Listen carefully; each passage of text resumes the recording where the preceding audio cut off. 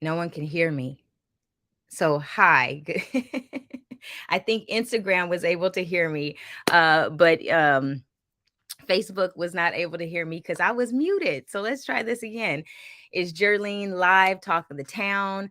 Here to talk about some local Long Beach politics, a lot of information that I'm going to try to synthesize tonight. Again, thank you for joining. If you're watching on Instagram, please be patient with me. This is new. You should be able to see me right now on Instagram, YouTube, and Facebook. All right. So it's been a minute. I have not gone live on my little talk of the town, my experiment since last December. So much has happened since last December. So I'm going to try my best to give a recap of where we left off. So if you live in Long Beach, you live in California, we had elections last year. We had elections back in November for our local government. We were able to elect some new folks. So, again, if you're watching me right now, can someone give me a thumbs up? Let me know if you can hear me. All right. All right. Okay. Let me know if you can hear me. Let me know if you, because I think I just make sure I'm good. Okay. What are we going to talk about? So, local government here in Long Beach. Last year, elections. Last December, we had representatives were sworn in for some of our districts, and we got a new mayor. And from that time, we have a lot has happened. December 20th, I believe, was the inauguration. In January, it was the State of the City address. So, for those of you who can remember our campaign season last night, it was a last night. Last year, a lot was going on, and a lot of people were trying to share information, trying to get out, inform people. So one thing that became a realization is that many people are not informed until it's election season. So how do we make sure that people stay informed? So I'm going to do what I was doing last year, but hopefully I'll be able to do this throughout the course of the year, informing people on what's going on in our city or even our state or our county. So it's Jerlene, talk to town, here to inform, engage, and hopefully I'll do some inspiring. So last Friday, what is it? Oh, today's only Sunday.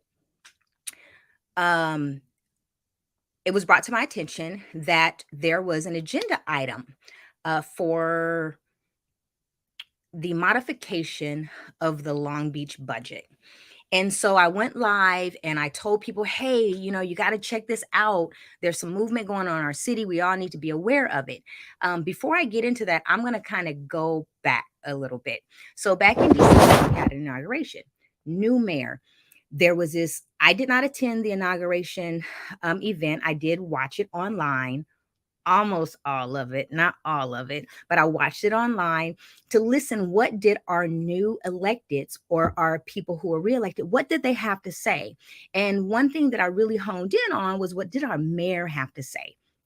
And I'm going to show just a small clip in a little bit. And then we had the State of the City address. And the State of the City address, something was introduced to us called the Opportunity Beach Agenda, which, if you were there, you got this pretty nice glossy with all these pictures in it. And it talks about all these wonderful things that are going to happen in Long Beach. Well, over the course of the last 4 weeks, we've been seeing some of these things manifest. An emergency declaration was made on homelessness. It was made in December, and then there was this press conference in January talking about all these different things that our city was going to do to remedy homelessness. I know on my side of town, they decided to turn a public gym, into an overnight homeless emergency shelter. I'm not going to talk about that tonight, but it's something that's still important and relevant to the conversation. But the one thing that I really want to talk about tonight is a City of Long Beach City Council meeting, agenda item number 19. So I'm going to show, and I'm going to try. If you're watching me on Instagram, you're not going to be able to see the support documents that I'm bringing up, but I will share some of the information. So there's an agenda item which I am going to pull up, And every Tuesday, except the last Tuesday of the month, we have a city council meeting. And these city council meetings, and what I'm going to do, I'm going to share my screen. So I hope you all have your notes out and you're ready to take some notes, because this is a learning opportunity.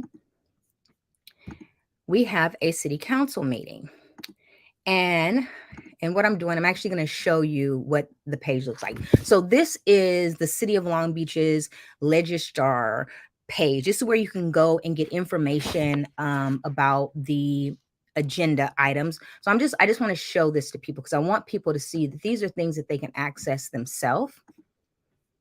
So what I did, if you're watching me on Facebook or YouTube, you should be able to see that I just put up an agenda. So there's an agenda Tuesday, February, 5:00 p.m. We are going to have a city council meeting at the civic chambers. And it's a pretty long agenda. And there's quite a few things on here that are of importance. The only thing I'm going to talk about is agenda item number 19. So I'm scrolling to agenda item 19. Hopefully folks can see. All right. So agenda item 19 reads, recommendation to receive and file the fiscal year 2022 year-end budget performance report and increase appropriations in several funds across several departments for various purposes to reflect final expenditures and carry over cleanup. Okay, why is this important? So, if you are someone that's engaged in the city, or even if you're not engaged, currently the city of Long Beach is going through a process and where we can attend these meetings and we can learn and we can give input on the budget. At least they say we can give input. So, community members are able to attend meetings, talk to city staff, talk to their council member, and give input on the budget. In September, this budget is approved. Well, this budget that we're talking about, this recommendation to receive and file fiscal year 2022 year-end budget performance review and increase appropriations, we're talking about a current budget right now, a budget that was only approved in September. So that means we have about 7 or 8 months left in this budget. Of course, we got a new mayor. So our new mayor is asking for some changes in this budget. So now I'm going to actually pull up. Give me just a moment. And again, all this stuff is online. And some of y'all are like, okay, Jerlene, hurry up and get to the point. I'm sharing this because I want you all to see everyone can access this information. I'm not making anything up. I just want people to be able to see. And I'm going to take myself off screen. Okay, so agenda item number 19. It is a 56-page document. And in this 56-page document, it talks about, it's basically a report. And the report is from city staff talking about what the progress has been in our budget. So for folks who were involved in the budget process and attended all those meetings last year, in this document, it shows what has happened thus far. Yet what's interesting, when you get to page 56, okay, or 55, still going. People should be able to see me if you're watching. So I'm going to read this. There is a memorandum from our current mayor, Rex Richardson, to city manager. And it says the mayor's office recommends appropriation increases in the general fund and the legislative department in the city clerk's office to support the advancement of the mayor's opportunity beach agenda, and including the following transition plan for operations in the mayor's office: additional financial, administrative, and other supportive needs in the legislative department, and support for compliance with the Levine Act in the city clerk's office. The recommendation also includes the set aside of funds for use in new public service pathways program to expand council staff capacity. So that's only paragraph number 1. Okay, Jerlene, get to the point. All right, now I'm going to go back. Okay, let me take this off. I'm going to come back to this document in just a moment. Okay, okay. Long Beach is what is considered a council manager style of government, meaning that our city council makes decisions on behalf of constituents, and it's mayor and council. Only the council has a vote, and they basically instruct the city manager what to do. Okay. So just remember what I shared. So I'm going to bring some stuff up in just a moment. Why does that matter? Well, if you're paying attention to what's going on in Los Angeles County, in Los Angeles right now, with Mayor Karen Bass, Los Angeles is a mayor council city, means that the mayor is in charge. The mayor is basically the chief executive officer of the city. That is not the case in Long Beach. Well, why does that matter? So some of that stuff probably sound like gibberish that I was reading. Legislative department, uh, move forward the council. This is home. This is a lesson, y'all. So be patient. Or actually, hopefully, y'all are paying attention. Trying not to make this as I'm smiling. Hopefully, that'll help cure some of the boredom that some of you may be experiencing right now. All right, give me just a moment.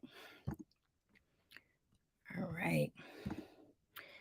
All right. So what I've done. So again, this is all online. This is all online. Hopefully, people can. Let's see. View tab. Okay. So what I did, I actually did some screenshots. And let me make sure I can pull up the right one. Let's see. So give me just a moment. A lot of different documents. Oh, I didn't mean to pull that one up. Okay.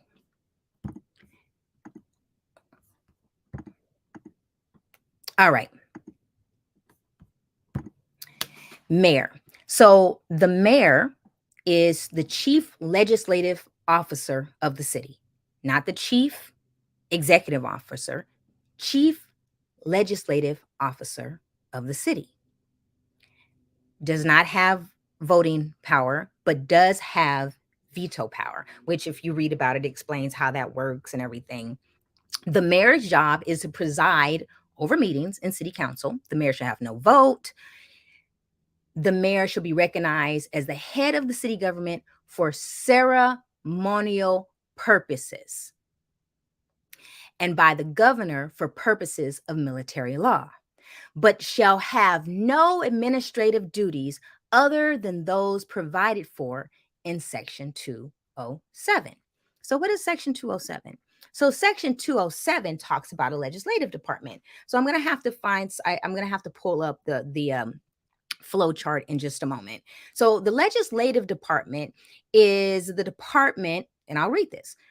The department which shall be under the direction and control of the city council and the mayor, who shall also act as chief administrative officer for the department of the legislative department, not the CEO of the city, not in charge of the city council. Chief administrative officer for the legislative department. This department shall consist of the mayor, the city council, city clerk, all assistants, secretaries, stenographers. Do they even have those anymore? Stenographers and clerical help in the office of the city clerk, blah, blah, blah, blah. Okay, again, Jerlene, why does this even matter? Okay, I'm going to jump down to something else. Neither the city council nor any of its committees or members shall dictate or attempt to dictate either directly or indirectly the appointment of any person to office or employment by the city manager. Meaning the city manager is the person who basically does the hiring or isn't responsible for all staff. So when you go to the courthouse, when you go to the city of Long Beach and you go to pay your gas bill, right? And the person that's behind that window that assists you, that person is a staff member or an employee for the city of Long Beach. Our city council, our mayor cannot tell that person what to do. Only their supervisor, who probably multiple layers, reports to the city manager, can dictate what they do. Our city council and our mayor are not to have any involvement in the daily operations of the city. So again, Jerlene, why are you saying all this? All right, I'm not finished. I know this is a lot. Okay. All right, so I'm actually going to stop that. Now I'm going to go back to what I was sharing. Let's see. Give me just a moment. Hopefully you guys are hanging in here with me. So for people who are on Instagram, I'm reading what I can do. I think I can drop links in later, and so that people can see what documents I'm actually sharing. All this stuff is online. It's public information. None of this is clandestine information. Although, there is something that happens where these things get hidden inside of the on a 56 page document, things get hidden on page 55. All right, so going back, so agenda item 19 and the mayor's request to increase funding. So I'm just going to get right to it. If you guys can see this, hopefully you all can see this right now. So what you're looking at right now, you are looking at what was requested. So what's the big deal? So what? The mayor is asking for a bigger budget. I'm gonna get back to that. I'm gonna have to backtrack on that. Right now, so basically our mayor is asking for about $885,000 increase to the budget. Aren't we in a deficit right now? Why is it necessary to have such an increased budget? Why? And we're only 7 months in, or we're still have about 7 months left in this budget cycle. What does that mean? Does that mean next year it's going to be double? So right now, what you're looking at the second page of the memorandum, and it says mayor's office 702,000. Oh, okay, that's not that big of a deal. Okay, but what is it for? Legislative department's administrative support.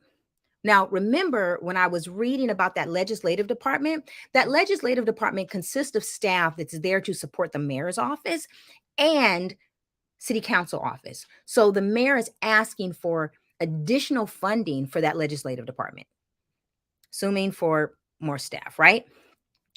City clerk's office, $105,969. Why?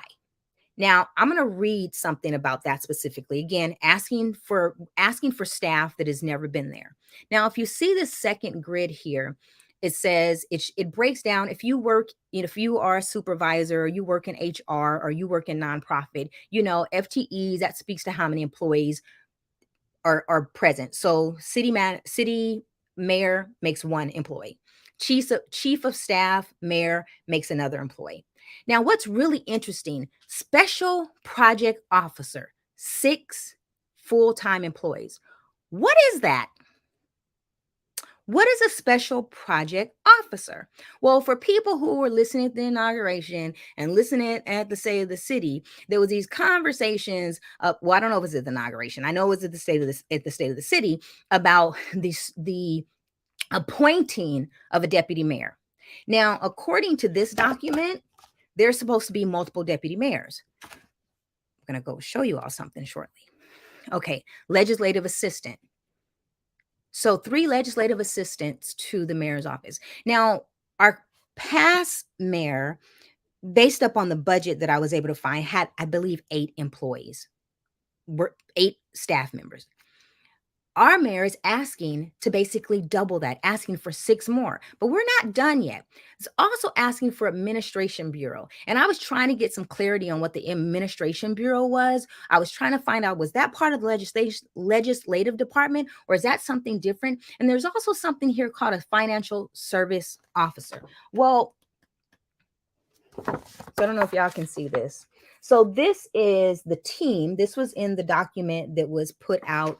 Oh, wait, I have to, hold on, stop sharing. This was the document that was put out.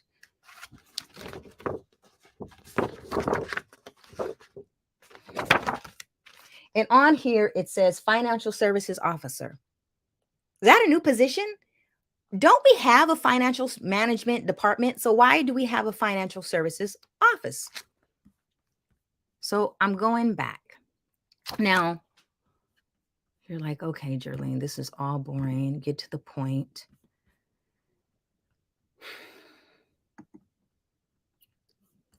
So the question, so I basically have a bunch of questions. So give me just a moment. I'm going to start asking these questions. Just give me just a second. I'm going to pull this back up again because I want folks to see this. All right. Our mayor wants 14 staff members. The question is, why? Not only is the question why, how is this going to be paid for? Although when you look at the summary, the enhanced summary, it only seems like it's 700 plus thousand addition to the budget. It's actually more like $1.4 million to the mayor's budget. Now, I'm going to have to pull up the previous budget. Give me just a moment if I can find it. Okay, give me just a moment. Sorry, I don't have any music or anything playing because I know this is not the...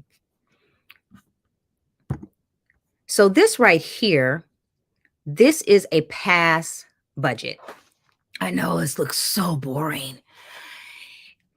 What it does, this shows how every year a budget was adopted. And these listing here, these are like the technical names for some of these positions. So you have chief of staff of council. So each council member has a budget, and within their budget, they are able to hire staff members. And their staff members usually consist of a chief of staff, and some of them have 1 to 2 field deputies. And those are the people that interact with the public. There's someone who answers the phone often, to takes calls. They attend meetings. And then you have chief of staff for a mayor. This person is usually the person, from my understanding, that communicates with the other council offices and makes sure that there is communication. They often, you may see them in the community. The legislative aide and assistant, these are positions that are there for the benefit of not only the mayor's office, but the council office. Now, this has been the structure for as long as I was able to go back and find. Now I'm going back to the document. You guys are like, oh, this is just too much. All right, I'm going to read this. Funding for the mayor's office is requested for the implementation of a new staffing model with upgraded classifications. What does that mean? Oh, deputy mayor positions. New positions within the mayor's office, including 2 new deputy positions as stated in the State of the City address. Okay, well, just because he said it there doesn't mean that it has to come true.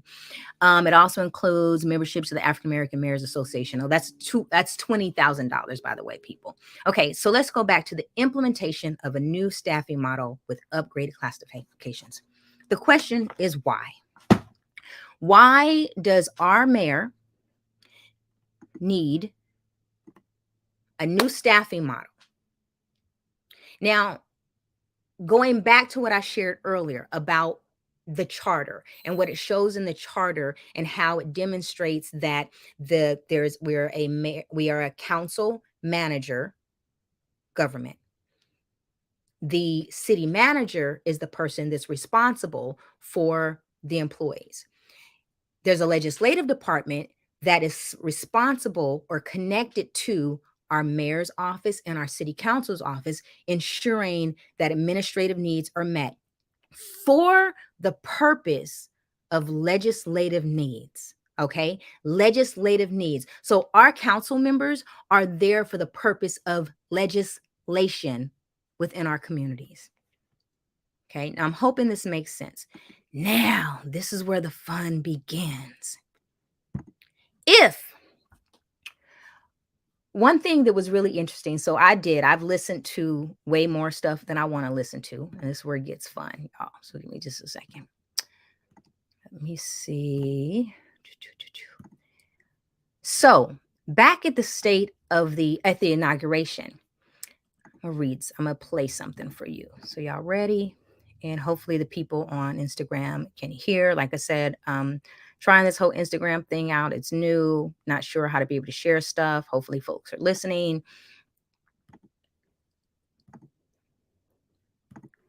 Okay, so what I'm about to play is from the inauguration.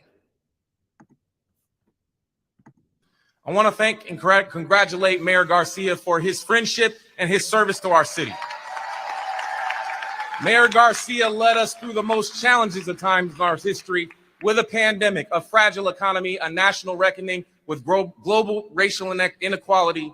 His leadership was rightfully recognized as a national model for fighting COVID-19 and leading our community through an equitable recovery. As the freshman class president of, I want to thank. Did you guys hear that? So at the inauguration, Rex Richardson applauded Garcia for being such an amazing leader and for doing such amazing work. Now, if Garcia did such an amazing job within the current infrastructure of our local government, why does our, someone said they couldn't hear that? They couldn't hear it? Let me know if you guys could hear that, because maybe I have to play that again. Can someone, I see someone just said that they didn't hear that. Oh, okay. All right, someone said they heard it. All right, maybe they didn't hear it during the, but why, if Garcia, former mayor, did such an amazing job of let's try this again. I'm gonna replay that because someone said that they could not hear. So give me just a second. Let me replay that. It's worth rehearing. It really is. So let's make sure. Okay, so the person said it was okay. All right. Why change the infrastructure? Why a new model? But because did the old model not work? You just said, hold on, I'm gonna share this anyway. Let me do this anyway.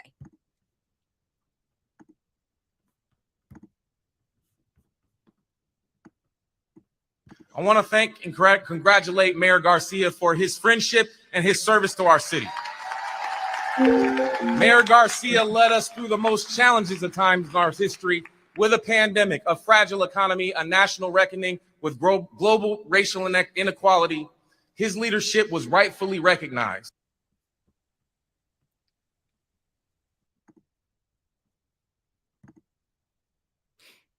So we're congratulating the former mayor. Why is our current council member asking to change the model of government? So, my cynicism says, does he fundamentally not know what he's doing, that he needs all these positions as props in order to, legitimize leadership? I'm like, seriously. Now, two of the positions, and I'm gonna play another video for y'all. In the budget, or in here, it talks about all these wonderful plans, right? And these deputy mayor positions. Where's the job description for these deputy mayors? What are their roles and responsibilities to community? Are they reporting directly to the mayor? Well, of course they would have to, because if the mayor is hiring as part of the staff. But let's go back to the document. Let's go back to where it says, let me just show it, because well, in here it doesn't say what this person's going to do. It says the mayor represents Long Beach and Los Angeles affordable housing solution agencies, which aims to enhance funding and technical assistance at the regional level for renters protections, affordable housing preservation, and new affordable housing. The housing deputy, that's the deputy mayor position, will be tasked with advancing all housing for all strategies outlined in the Opportunity Beach agenda. That's just a big word salad. It does not say what that person is going to do. Now, the one thing I have not done yet, so I need to find this, is show you all what the structure, show you the flow chart of what a local government looks like. Okay. So give me just a moment to pull that up. I know y'all are like, good Lord, Jerlene, this is a lot of information. Oh, well, here, I'll pull up this one first of all. Let's see. This is a lot. Da, da, da, da, da. Okay, I'm trying to find this, people. Give me a moment. So, how is this going to be paid for? I'm going to get there in just a second, but just let me, I want to make sure that I show this to you all. Doo-doo-doo. I need someone to like help me click. All right. So right now you should be seeing the city organizational chart. Now, if you look at the top of the organizational chart, it says Long Beach residents. That would be me. That would be you. And then under that, it says mayor and city council. And then from that, it's like this almost this equal binding or on an equal line. You have city auditor, city attorney, city prosecutor. All of those are elected positions. Now, stemming down from the mayor and city council, you have commissions and city manager and city clerk. So mayor and city council can only really give direction to the city clerk directly and give direction to the city manager. Now, if you look under the city manager, you have all these different departments: development services, financial management, health and human services, library services, fire, human resources, police, public works, economic development. Now, these are positions that are underneath the city manager. Oh, wait, where is the one? Financial management. If there is a financial management department that is responsible for the conversations related to financial management, why do we have a financial services person here? What are they going to do? Financial services for who and what? There's a whole bunch of, we got a deputy mayor that's already, I guess, been hired. We don't know who that person is. Normally it's a chief of staff. Someone else that's interesting, the Malini Basu, director of communications. Well, I've been following her on social media. She still look like she live in Texas. Oh, y'all can't see. Y'all can't see. This is what I'm showing y'all. She still like she live in Texas. She still live in Texas. So going back to the questions that I have, why does our mayor have a need to increase staffing by nearly 6 people at the tune of $1.4 million? Oh, I didn't even talk about the one position. Hold on, let me pull this back up. So I know I'm toggling back and forth because I'm just trying. I want to make sure that you all can see the connection. Is it making sense? Is anyone paying attention to me, or am I just talking to myself right now? So something that is in here, that is in this request. Oh, and on this request, shouldn't it be 2 different agenda items? Shouldn't the review of last year and the request for changes, shouldn't that be 2 different agenda items? Because one of them is the review is actually a review and file. And the other one is asking for modifications to the budget. Council members, can someone call your council member and can you ask them, why are these 2 items commingled? Why is the mayor's request to increase the budget commingled with a review of what has been spent thus far? Y'all, so email your council members, email the mayor and ask why, because shouldn't that be 2 agenda items? So anyway, one of the items that is being requested is for the position in the city clerk's office. And here's what it reads.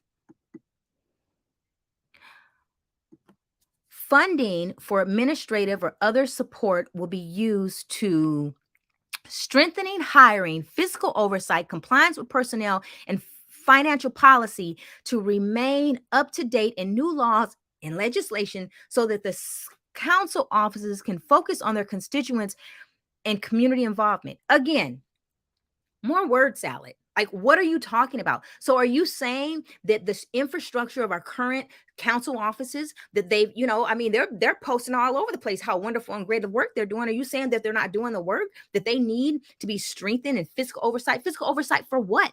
And then funding in the city clerk's office to be used to add a position to monitor compliance with the Levine Act, which requires local elected officers to recuse themselves from certain proceedings involving persons that made contributions to their political campaigns or office holder accounts subject to certain expectations. I have a question.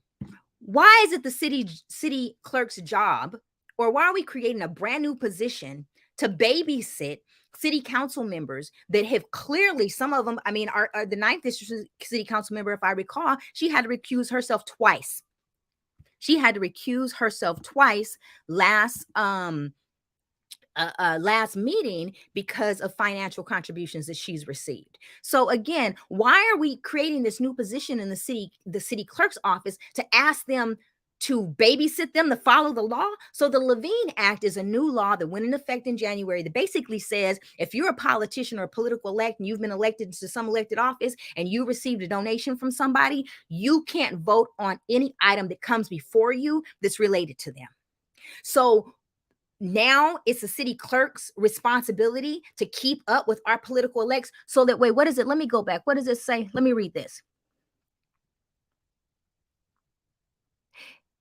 So that council offices can focus on constituents and community involvement.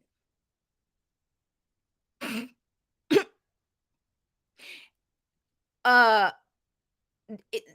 the irony of that, or the cognitive dissonance that's aligned with that, is the fact that, yeah, we have city council members that are more concerned with, or not just city council members, political elects, all of them, that are more concerned with their financial contributions from folks than they are with their constituency and community involvement. But it is not the job of the city clerk or someone to come in and babysit them. They need to be mindful of where their money is coming from and who they're taking money from and who they're giving money to. Now, what's really interesting, our mayor doesn't have a vote. So since our mayor doesn't have a vote, that means that he kind of gets off smooth from the different contributions that he's received over the last few years from people who have already received had some type of item on the agenda, or is going to receive some kind of item on the agenda. So again, one of the positions that is being asked for, or the funding is being asked for, is for a brand new position that never existed. People who are politicking and raising money as a candidate, they need to be responsible for their own, not spending money. So again, okay, I know I'm got a little hyped up on that one. But something that you all need to pay attention to for people who are watching city council meetings. Watch how many of our council members recuse themselves from different agenda items that come forward. This is going to be your way, if you've never looked at their financials, to find out who been paying money into them. Okay. Now, all right, got another video to show y'all. So, how is this going to be paid for? So, a couple things. So, the one thing that came to mind, well, how long have I been going, y'all? How long have I been going? I've already been going 40 minutes. Okay, about 3 or 4 minutes of that was me and not having any sound. I got one more paragraph left on that paper to address. Something that comes up to mind, and actually, I need to share this. There's oh my gosh, Joe Mello. I can't remember the name of it. Fourth blog. I can't remember. Someone just put something out today that kind of did a breakdown on this as well. But the one thing that they showed, and it's at the very end of the article, is how when our current mayor was when he left the 9th District Council office, he left the 9th District Council office in an $88,000 deficit. He overspent his budget by $88,000, not $8,000, not $8, not $800, $88,000. I'm telling y'all, that should be some foresight. Of the city right now is in deficit, although there's this tax surplus that I'm gonna get to in just a moment. Okay, so when I saw this, one of the questions that I was asking is, well, if there's money to be able to increase the mayoral staff, why isn't there money to increase the staffing for the libraries? Because if you notice, our libraries have been closed quite a bit lately from being understaffed. Libraries have been closed or limited hours from understaffing. And we have a homeless issue, right? So this homelessness, state of emergency, how is it going to be paid for? So I want to share. So the one thing that came to me, I'm like, well, if $1.5 million can go to creating positions that never existed before, couldn't that money go to homelessness? No, because y'all are being asked to pay for it. So I'm gonna play something. So this is from the State of the City address. And I just wanted to share this because this, right, like the irony of it, that the mayor can go and ask the city manager to utilize, oh, surplus tax money, by the way. The memorandum, the 56-page memorandum, part of that is the city manager is proposing that these expenses be covered by a surplus of tax. You didn't know that we had a surplus of tax, did you? Because you're concerned about your gas bill that you can't pay. Why can't that surplus of tax go to the gas bill? But anyway, something that came up, or that I thought about when seeing this was, well, why am I being asked to make a contribution to the homeless fund? So I'm going to play this. Duke, everyone in the office, everyone in this audience today can make a difference. And the only way we begin to see progress is if we commit to going all in and doing our part. In the days to come, we'll announce ways that you can help by supporting the Long Beach Community Foundation's Mayor's Fund for Homeless Action. Each of you can promote immediate solutions to homelessness by supporting the work of organizations like Care Closet. So, again, nearly a $1.5 million increase in a budget, but we're being asked to make a contribution to the mayor's fund for homelessness when the city decided to declare an emergency on homeless. But the only way that they can pay for that is if we dig deep in our pockets and we help make a contribution. Just saying. Maybe I'm off. Okay. So again, how are we going to pay for this? So during the campaign season, so a lot of these things were campaign promises, right? Campaign promises, and they're here, and they were promises made in the State of the City address. So I'm gonna play this, and then I'm gonna wrap this up in just a moment. Actually, I still got one more part of that document that I need to share. Okay. All right. This is the last video. For folks, if you're still with me, can you give me a thumbs up? Let me know that you're still here. Let me know that this is making sense. If you have any questions, ask me the questions. If I'm not connecting the dots properly, can you ask me a question? If anyone's watching, just let me know. Because again, if I'm in my brain, everything's connected, but that doesn't mean it's making sense to anybody else. So please, if you're if this is making sense. Okay, so at the State of the City, it was asked, or it was, just listen to it. I'll listen to it, and then I'll okay, let's see. Let me take myself off so you guys can see that in full.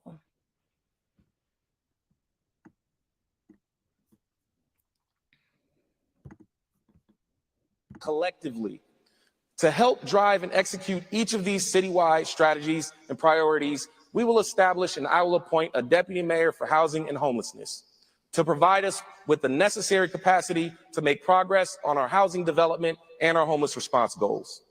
They will be a key liaison with regional partners and ensure that Long Beach is in the best position possible to pursue housing and homelessness solutions. Now, I know what you're thinking. How are we going to pay for all of this? Which brings me to my next point. The way we fund our city services is fundamentally changing. So in his presentation, he says, well, how? M, How are we going to pay for this? Interestingly, for the next 4 minutes, he doesn't answer the question. For the next 4 minutes, there is no answer to how this is going to be paid for. He talks about the 90s. He talks about Beverly O'Neill and her 3 T's. There's conversation about change and transformation, but never is the question answered and how was going to pay for this new deputy mayor position that is not even within the governmental structure of our city government, that does not have a job description, that nobody knows what they're going to do, is never answered. And 4 minutes later, somebody, and I'm gonna play this. 4 minutes later, someone is brought on stage. Let's see if I can get to it. Again, not answering the question, but someone is brought. I ain't even gonna bring. Yeah, I'm just gonna show this real quick. Is brought on stage.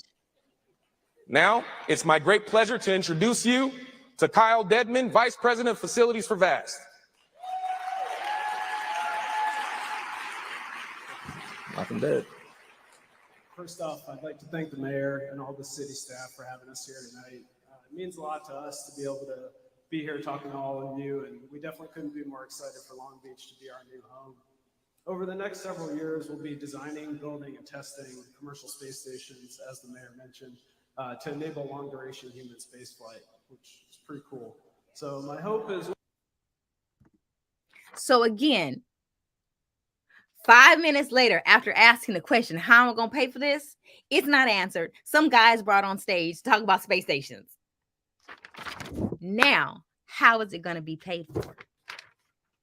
These new positions, if our city council goes along for the gag, will be paid for from a surplus tax. Now, I was reading it. It was a lot of information. I can post links to it. You can go and you can look at it yourself, like where it's coming from. It's just a bit much. I'll post a link to the blog page that talks about this surplus tax. It's a surplus tax. So if we have a surplus tax now, right, and we still have about 7 months in this budget cycle, where is the money going to come from come next year? Are these temporary positions? Are they going to roll over into our next budget? How is it going to be funded? Now, we already know that we got park issues. We got homeless issues. Our libraries aren't open on a regular time. We got a lack of recreational services. That's one issue, right? But the bigger issue is the circumventing of our local government. Our city council members are responsible for us. Going back to this right here, and all these different positions: Director of Community Engagement Deputy. It is the role and responsibility of our city council members to engage with community. It is the role and responsibility of the staff members that work for them to engage with community. We voted for them to represent our individual communities. The mayor does not tell people what to do. He has input. He has veto power. He or she are ceremonial, but they are not in charge. This is and we're not Los Angeles, okay? And what's interesting, Google Karen Bass deputy mayors, and you'll see the announcement that was made last week about her deputy mayors. Long Beach has never had deputy mayors. So let's see if I can find, I'm going to ask some questions real quick if I can find this. Let me just read these questions. So there was some comment that was made about the offices needing to be able to focus more on community engagement. Instead of loading up the city manager's the mayor's office with more staff, why doesn't the city council look into establishing a full-time council? If our councils are not able to serve us properly, part-time? Why isn't the city council looking for a full-time council? I mean, wouldn't that be a solution, right? If to these deputy mayor's positions, what are the roles? What is the authority? How does the positions relate to the council offices and city staff? Since no one in the legislative department and no city council member has authority over employees or the daily operations of the business. So, you know, is this just political payback? Is this creating positions as political favor? And I'm going to wrap this up. Or are we just someone, or are we political operatives, as one council member wrote in a tweet that she was really excited about her hiring of her political operatives? We don't need political operatives working in city council. We need public servants. So I'm going to do one more part and then I'm going to shut this down. Okay. So give me just a second. Let me bring this one. I'm gonna bring up that document again. So what's the purpose of this?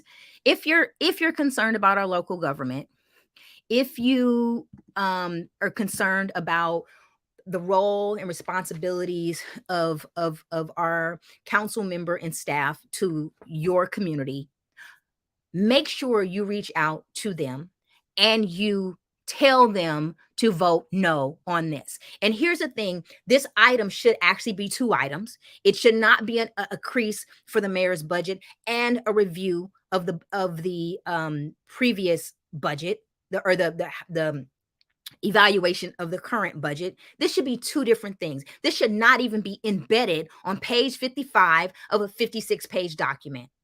That right there is just some political shenanigans and some politics and hope that people won't even pay attention. And how many of our council members are even aware of the role and responsibility of these so-called deputy mayors? And how many of them have asked for there to be a new position to help babysit them and their financial contributions, which should not even have anything to do with their council offices, because when they're campaigning, that needs to be separate altogether. So I'm gonna read this last part and then I'm gonna shut it down. So this is on the final page, final paragraph. Mayor's Public Service Pathways Pilot Program. Numerous council districts have expressed the need to explore new ways to expand constituent engagement. The Public Service Pathways programs will increase legislative staff capacity to meet with the demand associated with constituent needs.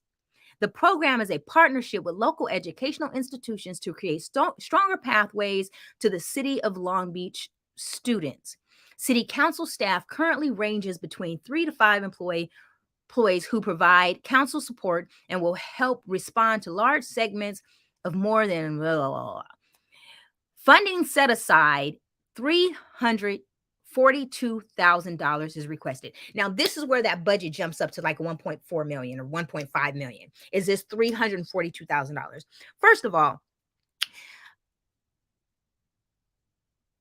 Mayor's Public Service Pathways Pilot Program, to my knowledge, many of the council members already hire college students or even high school students, interns during the summer to be able to support the office and as an educational process for them. So why is there this need for this pilot program that's going to cost $342,000? So, and how is this money going to be distributed, and who's going to be responsible for it, and who's going to have oversight over them? Is the mayor going to have oversight over them, or is the council office going to have oversight on them? Because the council offices should have oversight, not the mayor.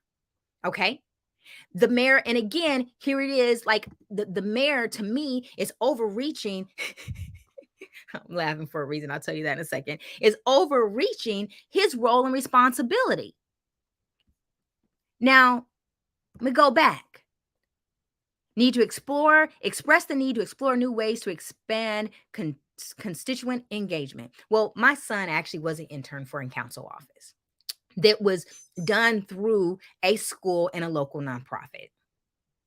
It didn't come through the mayor's office. It was done through the leadership of the nonprofit and the school that worked directly with various council offices and placed students in internships during the summer, paid internships. So, and the funding for that came through the nonprofit organization to ensure that these young people were paid, not out of the city's coffers. So again, how many of our council offices are even aware of this? Is there really a need? Or is this just some other, feel good activity that's going to cost us money? 342,000 added up to the rest of the stuff that's on this page, and we got a problem. Okay. So I think I covered everything. First of all, I want to say thank you to people who have shared information with me. Thank you for people who have shared input. I really appreciate it. This is a conversation that needs to happen amongst multiple people. Folks need to be present at that city council meeting on Tuesday. Prior to Tuesday, right now, send an email to your council member and tell them that you need some clarity on this, how it's going to affect your service, who's going to be responsible to them. And like I said, I said this earlier, and this is the part of this whole video that if you want to, video record, why does our mayor have a need to double his staffing? Is it fundamentally because he just doesn't know what he's doing? And so he needs all these positions around him, AKA political operatives, to make himself feel good? Because that's where my cynicism is. Like, really? Like, overcompensating for something? And this is a real bad joke, y'all. So, our mayor refers himself as T-Rex, right? Or, yeah, T-Rex. Short arms, always reaching for something, because the T-Rex had short arms and was always reaching for something. So again, like I said, is this political payback? Like, what is it? Whatever it is, it's not okay. It's not acceptable. Call your council member, email your council member, show up at that city council member, at that city council meeting. I will share as many documents as I can. Please share this video. Again, this probably should be multiple items: a review and a request for modification. Oh, and I'll say this, and this message is for the council members. Okay, so in two things. If you notice, and I'll say this, the mayor owns the council, right? Because of how they supported him. Now, that sounds really bad, but that is the reality. And unless our council members grow some, their allegiance is not to you. It's not to the community. Unfortunately, their allegiance is to the mayor, which is not why they were elected. So we need to hold them accountable. And as much as I want to believe that our voices matter, as much as I want to believe that they're going to change, I doubt it. I don't feel that way. But we have to remind them that we cast that vote. All right. We have to remind, and we have to ride on them and not get up, not come off. Otherwise, we will continue to be messed over in our communities, ignored. So, sad for some of y'all, your council member may just be like, okay, and just go with it. But if you're present and if you're knowledgeable, it'll make them harder to be able to do that. So again, thank you. As Jerlene, Talk of the Town. All politics are local, here to engage, inform, inspire. I know this was long. I know it's a lot of information. I will work on doing this more often so that I don't have to spend so much time. I don't want to do this alone. I really want to have some conversations with some other people. I see right now, I'm looking at Instagram. Someone wants to join me, but I'll have to do it on a different platform because other folks won't be able to hear. So I'm all for it. I'm all for it. Again, thank you. You can make sure you give a thumbs up. Make a comment, share. I'm on YouTube, Facebook, first time going on Instagram. I got to learn how to use that platform. Please give me feedback. Help me connect the dots. If I missed something, let me know. If you want to continue this conversation with me, we can hop online anytime and do this, people. Okay. Again, it's Jerlene. I appreciate you all. And folks have been asking how can they support me. I will drop my Venmo in a comment one day in a post or something for folks that want to support me. It does take time to do this. I did not do this alone. A lot of people were sending me information and helping me debrief and connect the dots and everything. So I appreciate y'all. Y'all know who you are. Thank you and good night.